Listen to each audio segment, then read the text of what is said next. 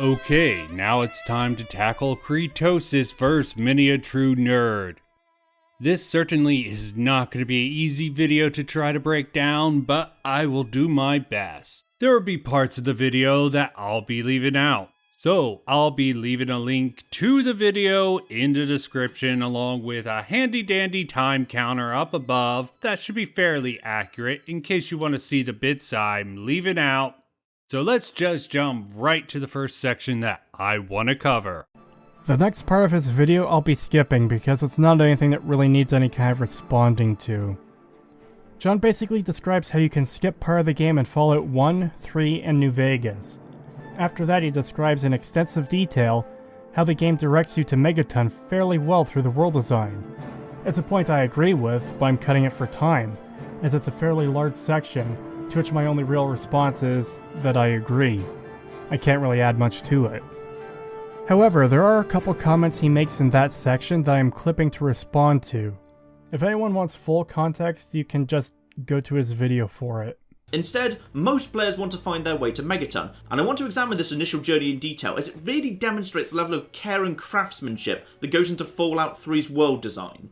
While I do agree that leading the player to Megaton through world design is handled well, I have to heavily disagree with the praise for the level of care and craftsmanship that goes into the world design. I can't go too in-depth on that right this second, but I will absolutely refer back to this line throughout the video, as I continue to respond to his arguments.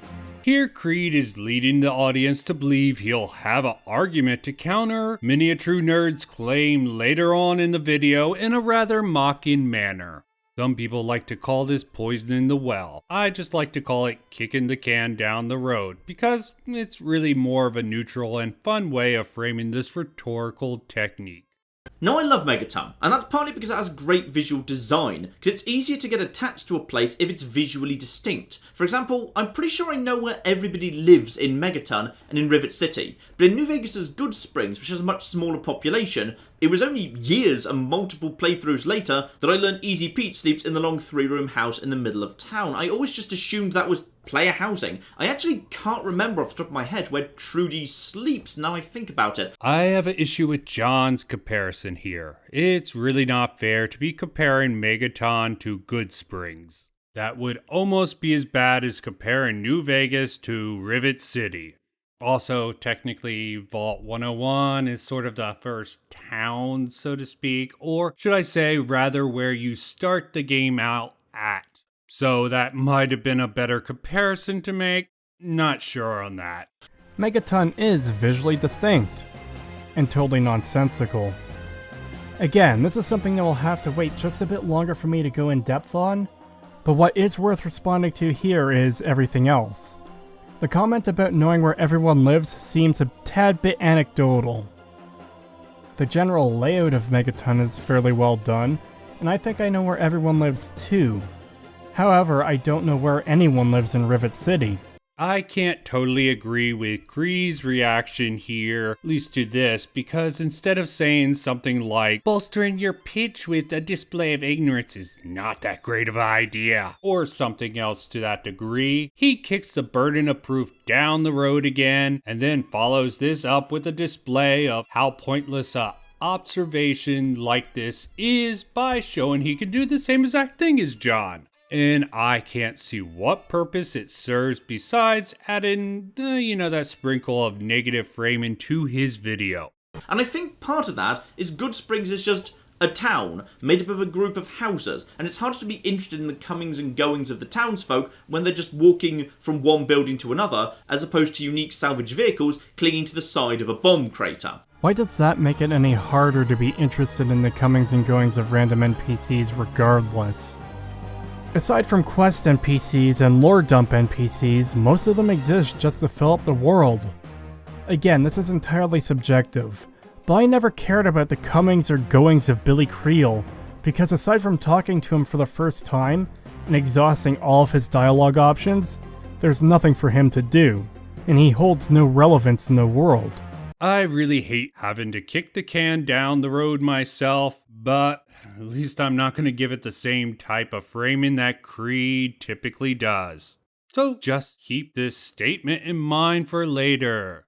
Speaking of that, some people really bloody hate the bomb, by the way, because it's odd to build a town around a bomb. Odd is the understatement of the fucking millennium. It is not odd to build a town around a nuke. It's downright fucking stupid. Appeal to common sense argument. But appeals to common sense in a post-apocalyptic world strikes me as a bit absurd. And also it's a logical fallacy, but we'll be encountering a lot, I'm thinking. Since Creed is not done with his takedown of Megaton, I'll be kicking the can down the road again myself. I think this video is teaching me some bad habits, but best way to deal with it. And best to wait for Creed to be done with this section of John's video. It never bothered me though, because I always thought there was a fairly sensible reason for it. Actually, there isn't. The game tries to justify it, but fails utterly, and only makes this whole scenario somehow even more stupid. As Manya describes it, a plane crashed in that location, creating the crater. Now already, this is a bit too much, as a plane wouldn't create a crater that deep. We're talking literal tons of soil being displaced as a result. My question is, how deep is it? 20 feet deep, 30 feet, 40 feet? I wonder if Creed did any research into this. I didn't actually do any research into seeing how big the Megaton Crater was, but I did a little bit to see real-world comparisons, and given this real-world comparison, an airliner with very similar specs to the Crash B-29 bomber in Fallout New Vegas created a crater about 32 feet deep, 92 feet wide, and 131 feet long. Since there is proof that it can happen in the real world, I will just assume that it isn't unrealistic for something similar being completely believable in a video game.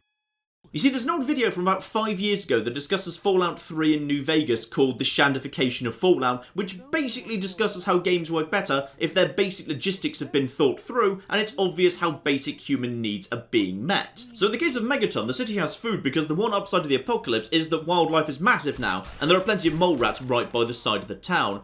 First and foremost, there is absolutely nothing whatsoever in the entire game that references mole rats being a food source for Megaton, and there's nothing to support John's claim here. No one in town hunts them, no one in town herds them. There isn't even a scrap of mole rat meat in Megaton as far as I've been able to find. When I said this was a pure fabrication, I wasn't exaggerating. John literally just saw that there were 3 entire mole rats behind the town, and concluded that they absolutely must be the town's food source based on that alone. Also, if these 3 mole rats are a food source, then what happens after you kill and eat them? No more food, I guess. I edited out the Jonathan Franks tell you you're wrong for 47 seconds and some of Creed's framing, so it would be simpler to break down without all the fluff of the original video. I'm putting John's statement in blue. So, in the case of Megaton, the city has food because the one upside to the apocalypse is that wildlife is massive now. This is making the claim that the wildlife that is massive for the apocalypse, which is weird to me, but let's move forward, is the source of Megaton's food. While it's very weak and vague, there's nothing seriously wrong with John's theory here. Creed's counter will be in red. There's nothing to support John's claim here. No one hunts them. No one in town herds them. There isn't even a scrap of mole rat meat.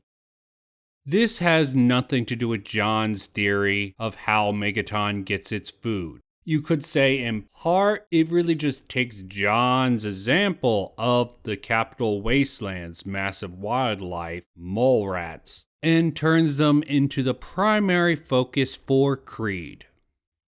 This is a straw man argument that didn't even need to be made.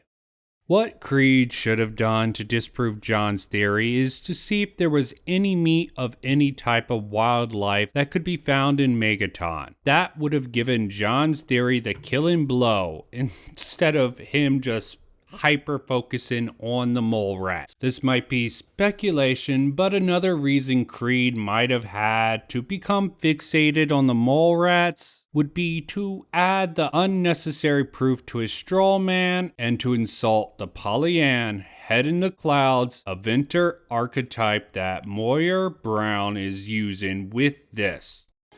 She does briefly mention the idea of maybe domesticating them for milk and meat, but that's just an idea she has and nothing more. The very fact that she of all characters is presenting this idea too, it's probably meant to be taken as a joke, because she's a stupid character who commonly says stupid things. Personally, I think John's theory is pretty flawed.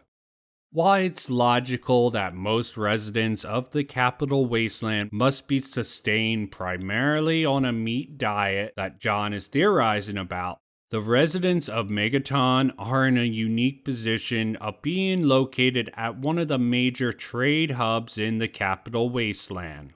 It's highly likely that they get a more diverse food stock from the traders for their diets than the average DC citizen in Fallout 3. And really, boiling Miss Brown down just to a stupid character is rather reductive. She is the impossible optimist that can teach the player character a lot about the Capital Wasteland with a cheery tone of voice that doesn't match this area. And maybe that's why Creed is hating on her. However, in Mr. Caption's video, he raises a very good point. All the plant life in the Capital Wasteland is dead. Everything outside of Oasis, that is, which is a recent development and hardly anyone knows about. So for the remainder of this section, I'll be omitting Oasis. I know recent is a relative concept, but that's why you should really give context to statements like this. Most people would not assume the last 20 to 30 years is recent after all. Now I want to bring back this line for a moment. And I want to examine this initial journey in detail, as it really demonstrates the level of care and craftsmanship that goes into Fallout 3's world design. Yeah, the world design for Fallout 3 is broken on nearly every level. This is going to be a rather large tangent, but it's necessary in order to fully debunk John's point beyond a shadow of a doubt, and additionally, preemptively debunk responses in the comments. As the response to the mole rats as a food source is the one point I made in the original video that saw the biggest pushback from people who defend Fallout 3 or John. Because it was clearly a straw man argument against John's poorly thought out and phrased theory about how people of Megaton get their food. All of the plant life in the Capital Wasteland is dead. They're either burned trees or dead grass. Here, Creed expands on Mr. Caption's argument even further. Without presenting any evidence to support it, of course, I've already confirmed in the last video that the all the plant life is dead theory is just something Mr. Caption thought up with really nothing to back it up with. The defenses for this particular point in the comments have been nothing short of absurd. Some people have claimed it doesn't matter, which isn't even an argument. Some people have claimed that the plants are totally alive, they just don't look like it, which isn't even worthy of response. And one guy pointed out that there's 3 living flowers in Arlington Cemetery, which I didn't even bother to confirm. I really don't know how Creed can be so smug when dealing with the evidence that can be found right there in the game world to support the fact that the plants are alive in Fallout 3. Even though I'm halfway convinced this is a troll, let me treat this as if it isn't the joke it's coming off as. Overall, there's no evidence that I could find to support Mr. Caption's no food chain theory. The fact that plants can survive in the DC wasteland is right there in the wiki. In fact, it's almost more unrealistic that there aren't more plants in the Capital Wastelands. And fun fact, most types of grass can survive extended periods of drought, although they may appear to be dead. It's only dormant. This is an easy find on Google. If real-world evidence of this theory fails to convince some people of the failure of this theory, then let me use some basic logic to put this bogus theory out of its misery. There is grass in the game. There's not a shred of evidence that can prove the grass in the game is dead. It can't be found in the game. It can't be found out of the game. It's just an assumption because of the odd color of it. And just because a lot of people spread the anecdotal evidence will not make this true. It might look a little funny due to having to adapt to surviving in the capital wasteland, but how's that different than any of the other mutated life in the Fallout universe? But it is alive, and that's what the Brahmin need to survive. All that is shown in the game. Furthermore, dead grass wouldn't have survived 200 years after the nuclear bombing of the DC area.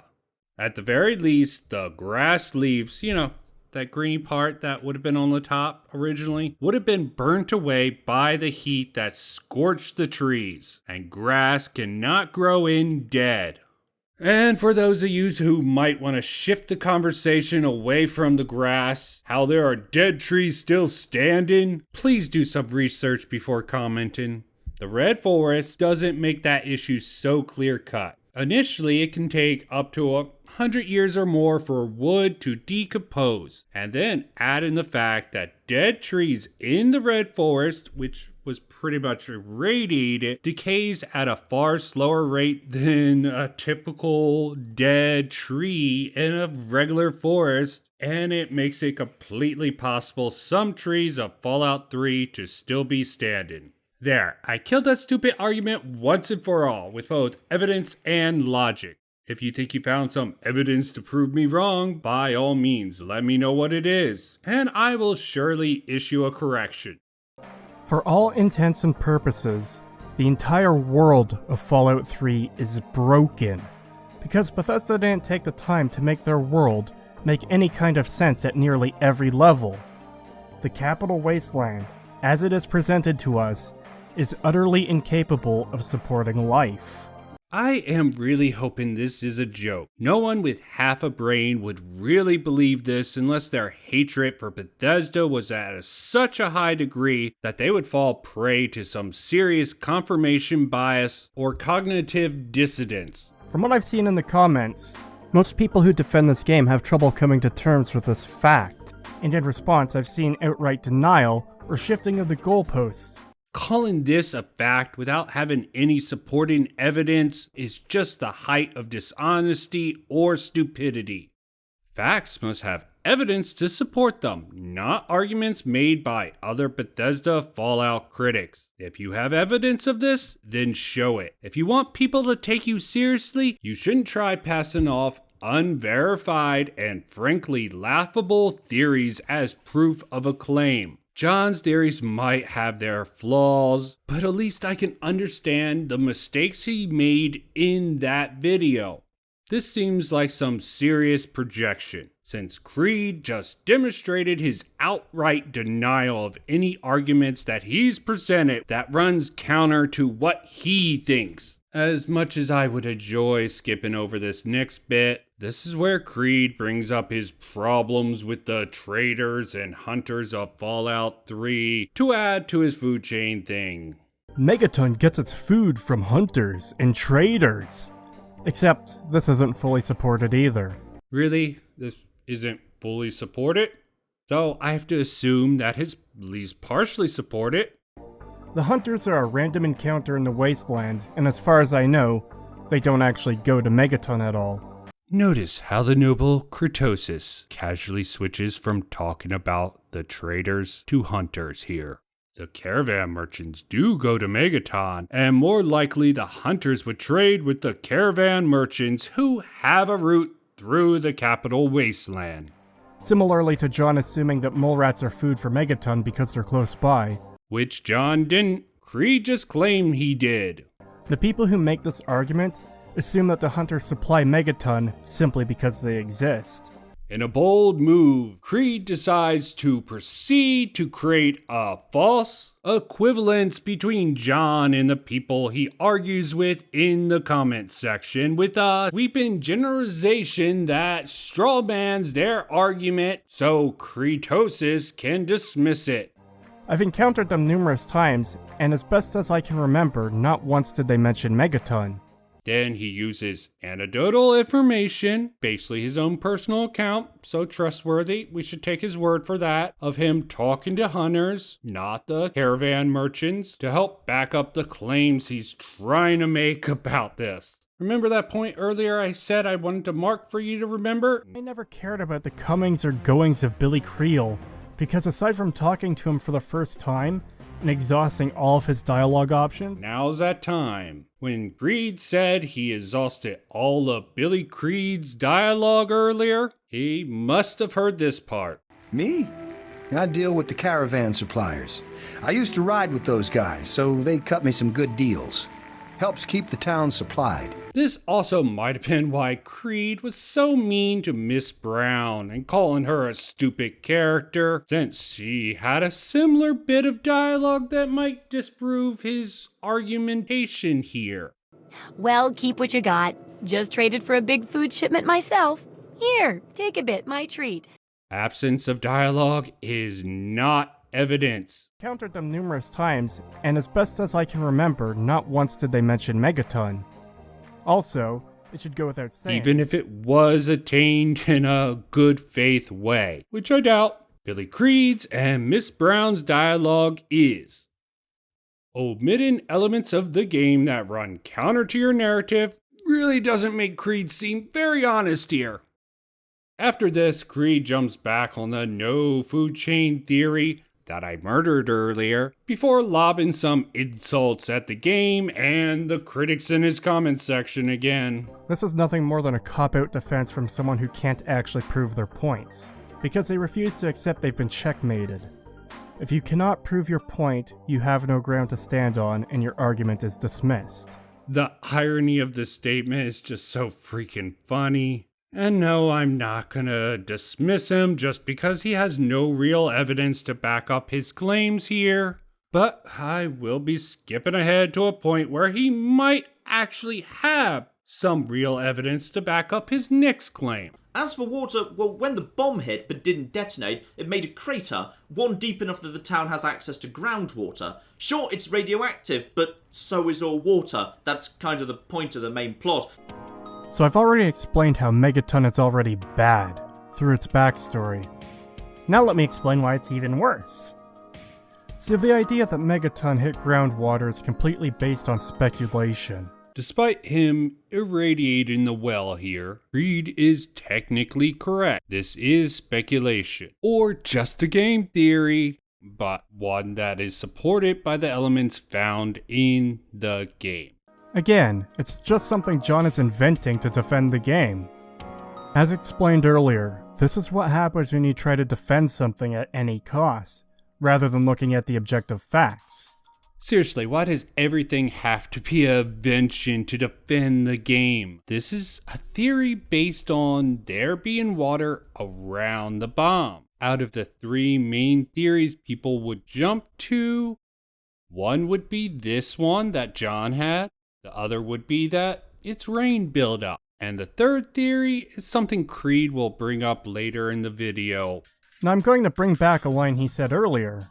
Now I love Megaton, and that's partly because it has great visual design, because it's easier to get attached to a place if it's visually distinct. For example, I'm pretty sure I know where everybody lives in Megaton. So he knows where everyone lives in Megaton, right?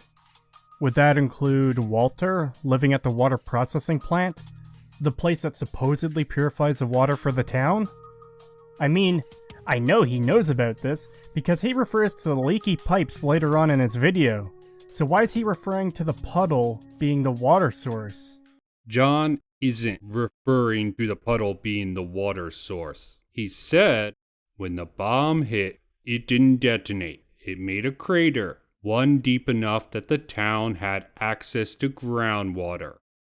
Why this is disputed by Manya, the old lady from earlier, It doesn't change the fact that there was a crater that was made. Leaving it uncovered a source of water from underneath the ground is not the craziest conclusion to come to here. For this one, I'm not going to be as harsh on Creed. There is a line in the video where John says, and then the very first town you get to after you leave uses a puddle in a radioactive crater as its water supply. While not necessarily untrue, this could lead the audience to believe that John is saying that this is the only source of water in town, and it is the puddle, which Creed is happy to take this as gospel. But seriously, if you're going to be bad faith Creed, you need to do it right.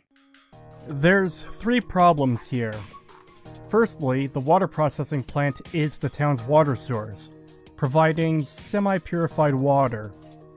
Walter references this as the town's water source. This literally isn't even up for debate. Secondly, the leaking pipes would imply the water at the bottom of the crater is runoff due to that. This is the third theory that is very plausible. Can't disagree with Creed logic here. It is definitely the most well-supported theory by the environmental factors in Megaton. Finally, in his own clips, he shows his character drinking water that is less toxic than the water of Megaton. Meaning, if toxic water were an issue and they're still using it as a water source, then it would have made sense to settle elsewhere around less toxic water. Setting aside how condescending this is, let's not make the assumption like Creed. Let's just go over the facts. The water around the bomb is 20 rads per second. The less toxic water is 9 rads per second. And the water fountain's water is 4 rads per second. Now, I don't wish to speculate why the water around the bomb that came down there for whatever reason is more radiated than the water that is actually being pumped out of the water purifier, at least the fountain. But it is less than the water, 9 rads, found in the nearby, not in Megaton's water source. So clearly the water coming out of the water purifier has less rads than natural sources of water. Water around the bomb has more for some crazy reasons, not because it's around a nuclear bomb that possibly is leaking, who knows. It helps make you realise how bad things are on the wasteland and how important Project Purity is when that gets introduced. Thematically, it actually works really well. Except it didn't. Here's the problem. The supposed water crisis comes across as an afterthought more than anything. Besides the water beggars, Liam Neeson and Dr. Lee, hardly anyone in the wasteland seems to care about the water issue. If there's such a dire shortage of water, then shouldn't it be the prime concern for literally every single person and every settlement's day-to-day survival? Again, absence of people not talking about this is not actually evidence that people aren't concerned about this. This is an argument from ignorance. And how do you deal with ignorance? With education, of course. To most people in the capital wasteland, the theoretical success of Project Purity is probably akin to a fantasy. That's just my college-educated opinion on this matter. But since I don't have a degree in sociology, I asked a friend with one on this subject matter. This is the quote I got from him. I would imagine after such a bad societal collapse, and from the looks of the wasteland, that most people wouldn't be educated enough to read and write their own name, much less understand anything about Project Purity. Love or hate the quirky characterization of Moyer Brown, she serves this point rather well. Most people are very ignorant of many elements of the world and don't care to learn because of the dangers that are associated with acquiring that knowledge, which for most people in the capital wasteland wouldn't service them very well even if they did know. Even Moyer Brown isn't crazy enough to do all this shit she sends the player character on herself. And for those who do have deep desire for this type of knowledge, such as the Brotherhood of Steel or the scientists of Rivet City, either won't or can't share this knowledge. Not that many people would care to take the time to learn all these useless facts. Mania serves as a stark reminder of this. As Creed mentioned before, most people will think that the bomb created the crater. This is both in and out of the game. Why should they be ignorant when they have a clear source of information that could easily correct that misunderstanding? Because they have absolutely no reason to know or care about that misinformation because it helps push a certain narrative or it's just easier to believe it. All of this can apply to the appeals to common sense or arguments from incredulity that Creed made earlier about the bomb in the middle of Megaton City. The common sense of our world does not necessarily apply to the game world of Fallout 3. There are some people who do have concerns about the bomb in the game, and, lack of fresh water, the purifier in the city breaking down, but sadly they are in the minority. I tell you about Megaton? Well, that fucking bomb is killing us all slowly. How's that for a piece of information? I take care of the water purification plant. This old rusted hunk keeps us in clean water, for now. Well, people have been saying that the water purifier's about to go. Honestly, I'll tell you what I tell them. I've been keeping that wreck going for 35 years, and this is the first time I've ever had a problem I couldn't fix. But by no means am I or my friend authority on this subject matter. After all, how could anyone claim to be one?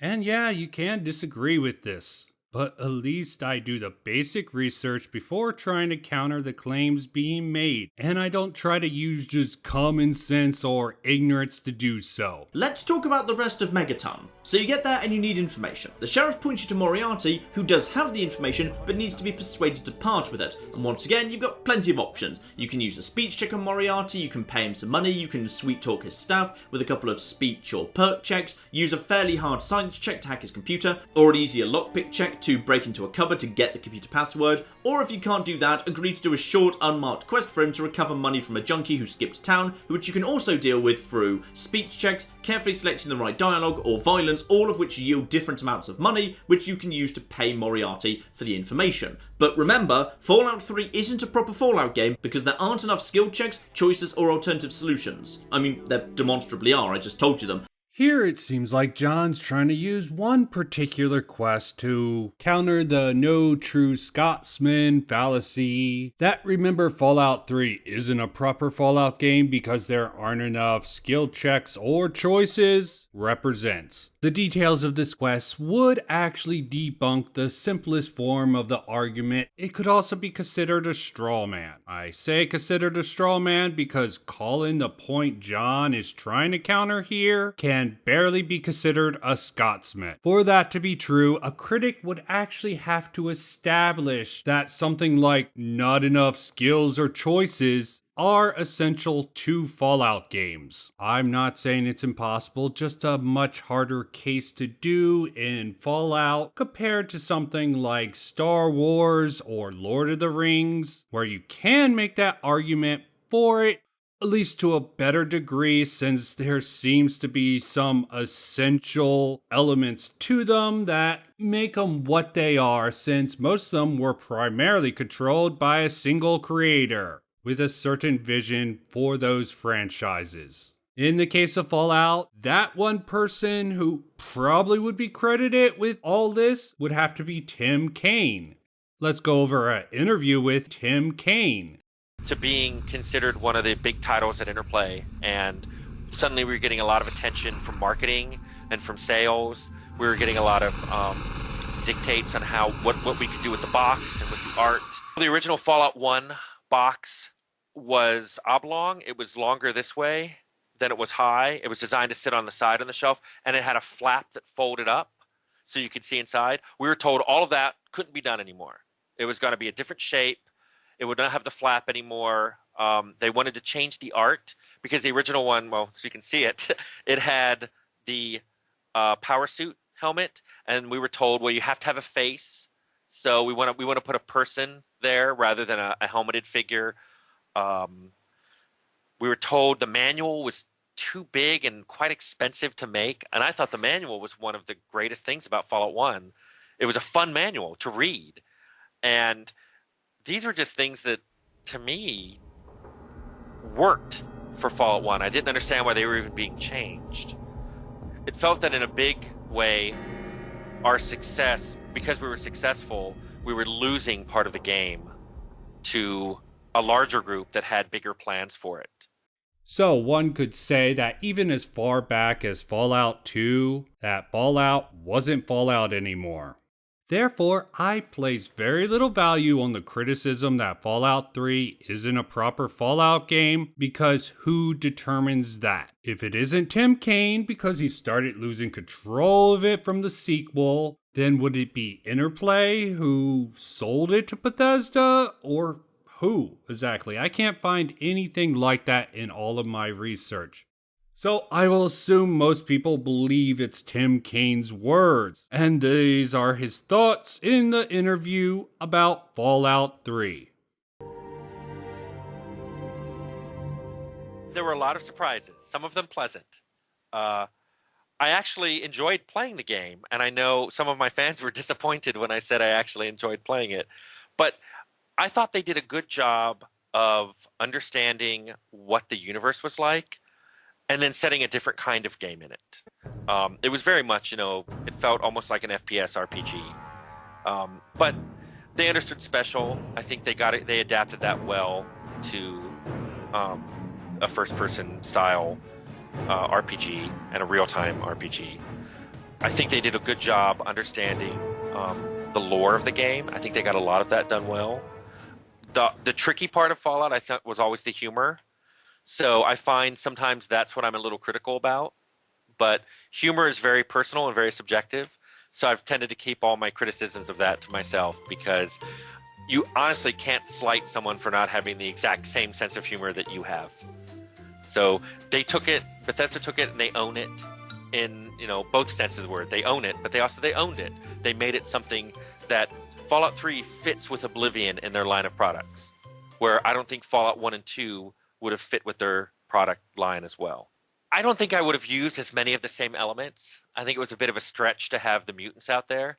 FEV was supposed to be, the forced evolutionary virus was supposed to be localized just to Southern California. Sure, he has his problems with it, but is that where most of the criticism, similar to Fallout 3, wasn't Fallout game anymore, started? It's impossible to tell. I believe it's like a game of telephone. Only through the grapevine does the criticism propagate on one side or the other, creating a clear divide between what the original author or creator felt about any given property.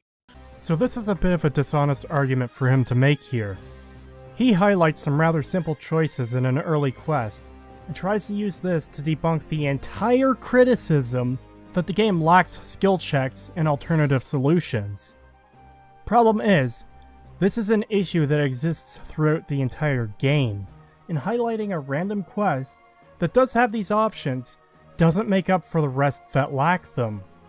To fully delve into this criticism of the game lacking choice, as well as why John's defenses of it are cherry-picked examples and not representative of the entire game, and why the criticism against Fallout 3 is actually accurate, we would need to go through every single quest in the game, which I'll do later in the video, as this is a point John repeatedly brings up, and I can't really go through the entire list every single time.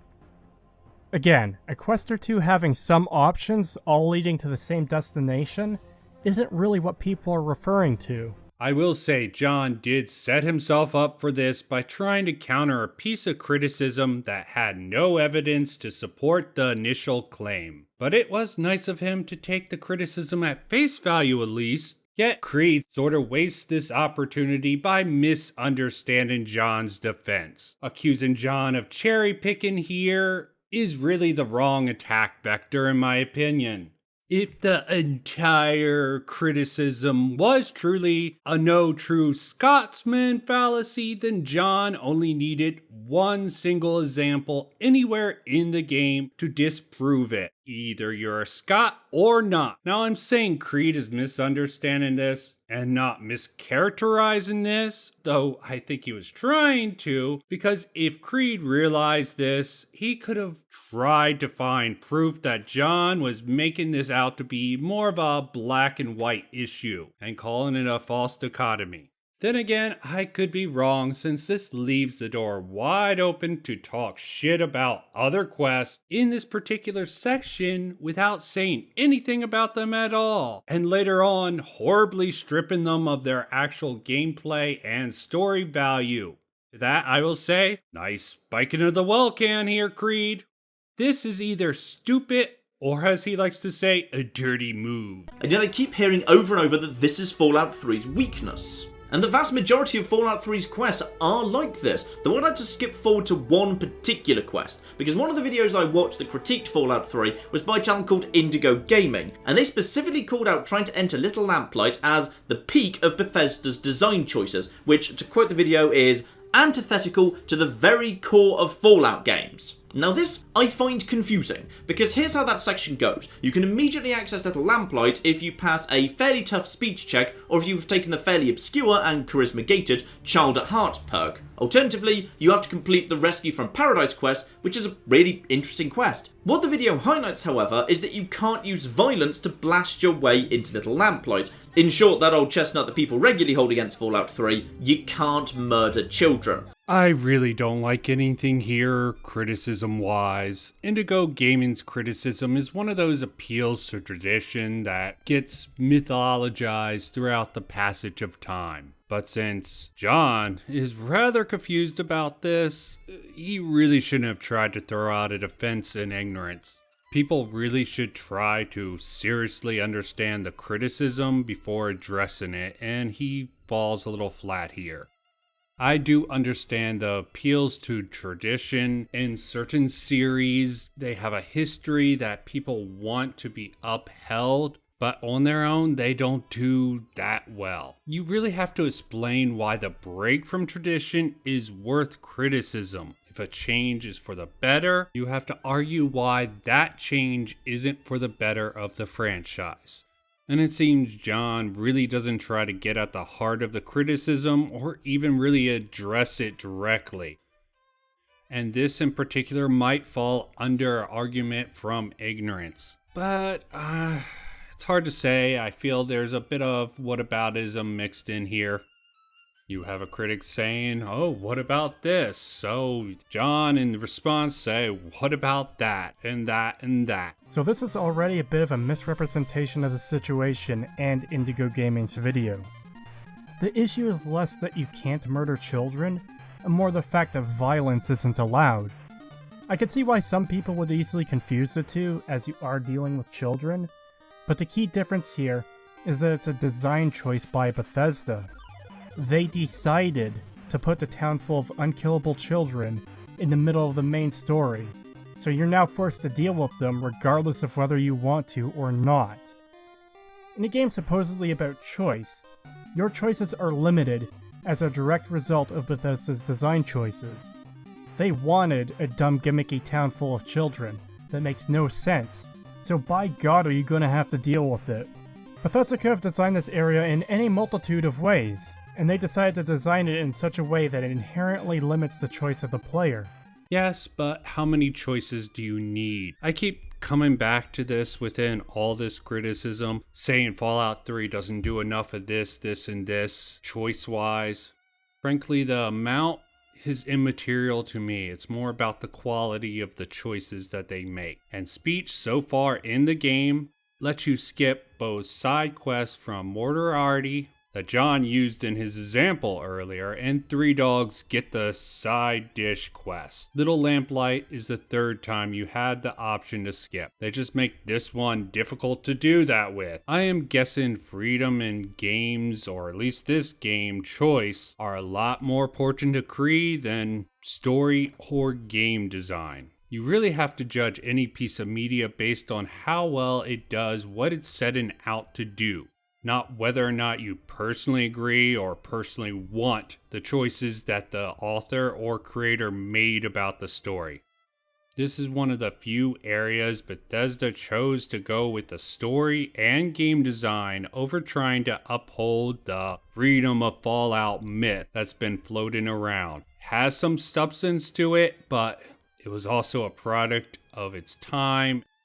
That being said, the existence of Little Lamplight is the biggest logic stretch in the game. And the fact that it could have been fixed with just a little more writing and thought to it is sort of a weak point in my opinion. Just by establishing a little working relationship between Little Lamplight and Big Town would have made it much more believable in the game. Although it still would have been a little weird. Overall, I don't like how overkill Creed goes on with this flaw of Fallout 3. But clearly, just like how Interplay and Bethesda had different design philosophies, me and Creed had different methods of critiquing media. I like quality over Creed's quantity approach, but that's just the way I see it. I would rather go deeper into certain relevant topics rather than flooding people who watch my videos with a ton of surface level criticisms with some suggestive language.